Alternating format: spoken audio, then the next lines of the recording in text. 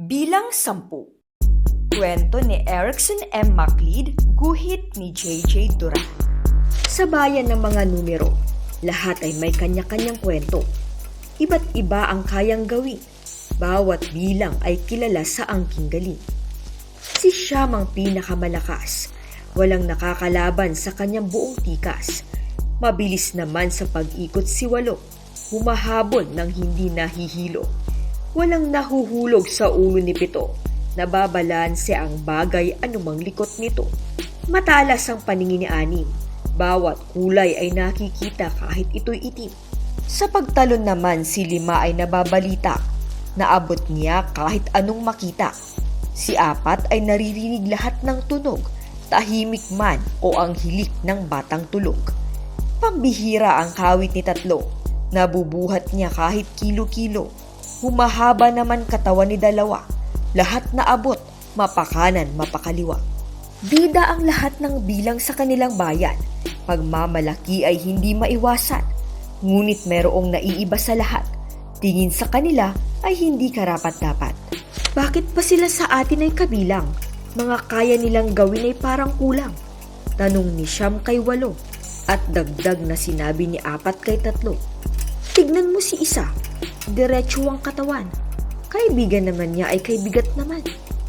Bati ni Anim na sinabi kay Pito. At ang pintas ni Dalawa ay binulong naman ito. Ngunit kahit anong sabihin ng lahat, puna ng mga bilang pati ang panunukat. Masaya si Isa kasama ang kaibigan. Hindi pinapansin sinasabi ni Numan.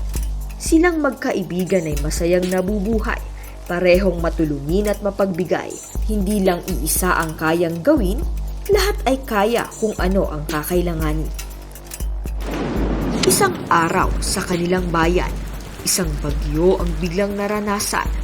Dumilim ang paligid at hangin ay lumakas. Bawat bilang ay hindi na makalabas. Tulong! Ang sigaw ng mga bilang habang tubig ay pataas pa lang. Lahat ay halos parang nahinto. Lahat ay parang nalilito. Si Siyam ay hindi makabuhat ang mga gamit na sobrang bigat. Kahit anong bilis ni Walo, ang baha ay parang hinahabol siya lalo. Hindi na kaya magbalanse ni Pito dahil ang hangin ay parang pumipito. Walang nakikita sa sobrang dilim kahit ang paningin ni Anim. Talon ni Lima ay parang bumaba. Naririnig na lang ni Apat ay kaba. Parang naantala ang katawan ni Tatlo at Dalawa.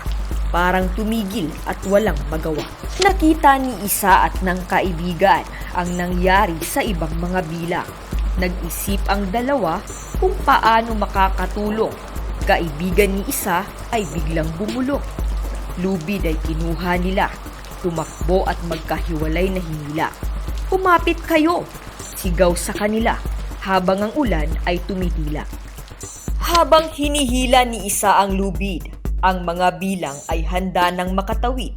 Kaibigan naman niya ay lubid din ang hawak. Isa pang kamay ay hinanda para sila'y di maligwak.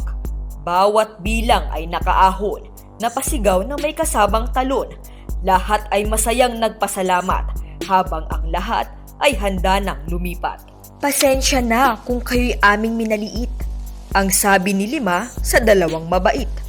Lahat pala tayo ay may kayang gawin. Kahit sino ay pwedeng maging matulungin.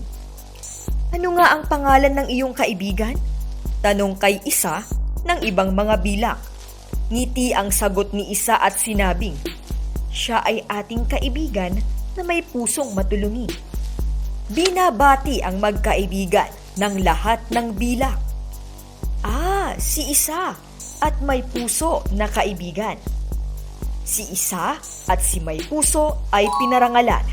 Tuwing magkasama ay 10 ang pangalan.